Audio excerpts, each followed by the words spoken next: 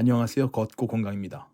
오늘은 2년 5개월간 닫혔다 다시 열린 용눈이 오름, 몰디브 빛 세화해변, 붉은 절벽 섭지코지까지 1박 2일의 일출, 일몰 다 보고 무릎은 최대한 아껴 걷는 제주 동쪽 끝판왕 코스를 그대로 보여드릴게요.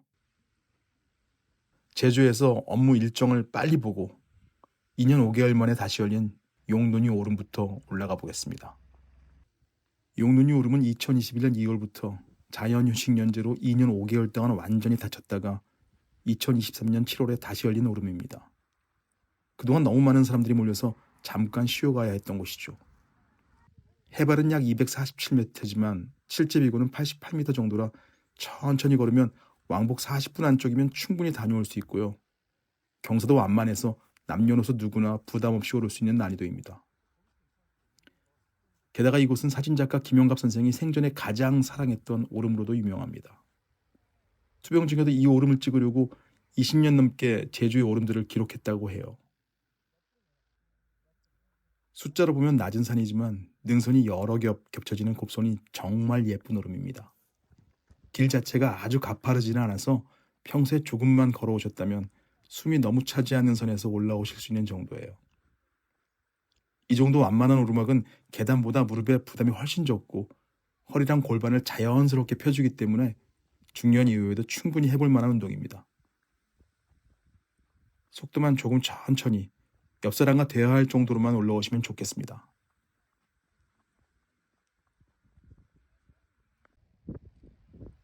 정상에 올라서면 성산 일출봉, 종달리 바다, 그리고 다랑시오름 능선이 한눈에 들어옵니다. 김영갑 선생이 20년을 찍어도 다 담지 못한다고 했던 풍경이죠. 해가 기울기 시작하면 억새는 은빛에서 금빛으로 바뀌고 이파는 서서히 그림자에 잠깁니다. 이날은 구름이 좀 있어서 교과서 같은 일몰은 아니었지만 오히려 그 덕분에 더 잔잔하게 하루를 마무리하는 느낌이었어요. 무릎은 크게 쓰지 않았는데 마음은 확실히 가벼워진 그런 저녁이었습니다. 어제는 일몰로 마무리했고 오늘 새벽에는 반대로 해가 떠오르는 모습을 보러 대수산봉으로 향했습니다. 성산 일출봉 맞은편에 있는 낮은 오름인데요. 조용하게 일출을 보기 좋은 곳입니다. 대수산봉은 해발 100m대 중반 정도의 오름이라 용눈이 오름보다는 경사가 조금 있는 편입니다. 그래도 천천히 올라오면 20분 안쪽이면 정상에 도착해요. 새벽에는 숨소리와 발자국 소리, 바람 소리만 들리기 때문에 오히려 몸과 마음이 더 또렷해지는 느낌이었습니다. 아침에 심장을 한번 깨워주는 운동이라고 생각하시면 될 것 같습니다.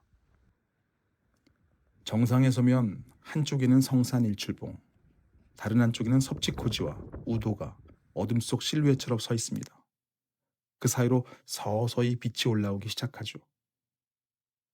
타임랩스를 1배율로 찍는 바람에 해는 정말 콩만하게 나왔지만 눈으로 보는 풍경은 그 어떤 고해상도 영상보다 선명했습니다. 새벽 공기와 함께 폐 깊숙이 들어오는 햇빛이 하루를 완전히 새로 시작하게 해주더라고요. 일출을 보고 내려와서는 본격적인 오전 업무를 한 후에 동쪽 바다 쪽으로 차를 돌렸습니다. 다음 목적지는 해녀 박물관과 세화해변입니다. 바다를 보기 전에 이 바다를 지켜온 사람들의 이야기를 먼저 들어보고 싶었어요. 제주 해녀박물관은 바다의 어머, 해녀들의 삶을 기록해둔 공간입니다. 물질 도구부터 노래, 아이 키우던 이야기까지 아주 소박하게 하지만 진하게 남아있어요. 이 세와리 일대는 1932년 일제히 착취에 맞서 제주 해녀들이 항일운동을 일으켰던 곳이기도 합니다. 당시 세화장터가 해녀들이 모이는 직결지였다고 해요. 바다를 보기 전에 이 이야기를 듣고 나니 같은 풍경도 조금 다르게 보이기 시작했습니다.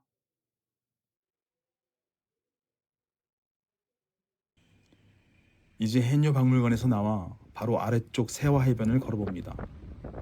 동쪽 해안도로 중에서도 물색이 유독 투명하고 맑기로 유명한 곳이에요. 물이 빠지면 하얀 모래와 검은 현무암이 드러나고 그 위로 코발트 블루와 에메랄드빛 바다가 겹쳐지면서 정말 몰디브 못지않다 말이 절로 나옵니다. 길은 거의 평지라 무릎에 부담이 거의 없고 바다를 옆에 두고 왕복 30분에서 40분 정도 산책하듯 걷기 좋은 코스입니다.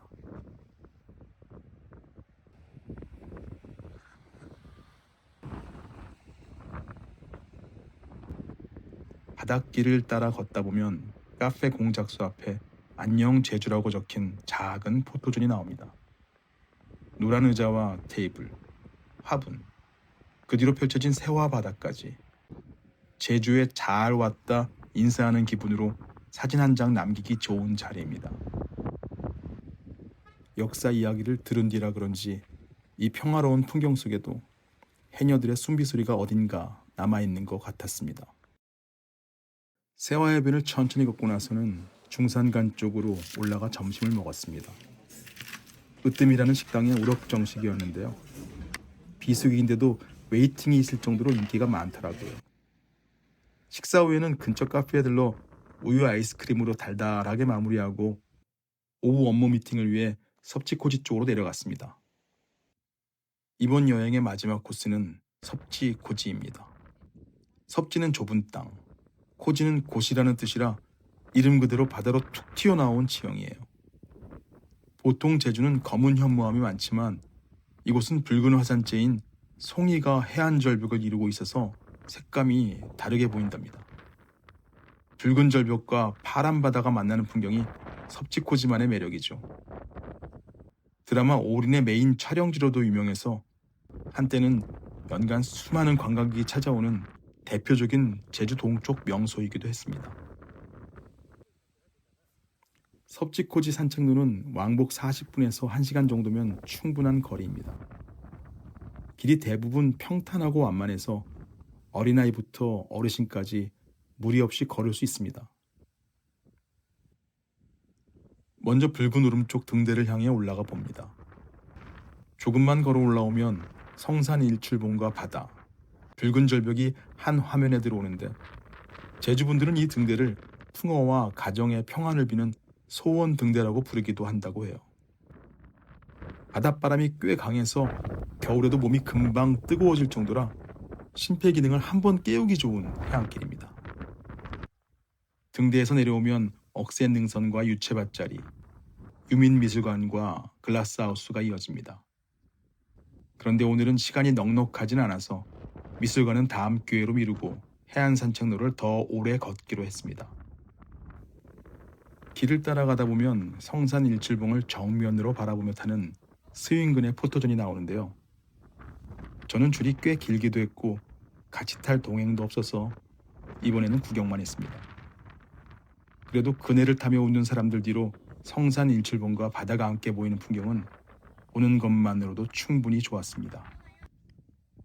이렇게 2년 5개월간 닫혔다 다시 열린 용눈이 오름, 해녀들의 숨빗소리가 남아있는 세화해변, 붉은 절벽이 인상적인 섭지코지까지 바쁜 1박 2일 출장 사이로 걸어보았습니다.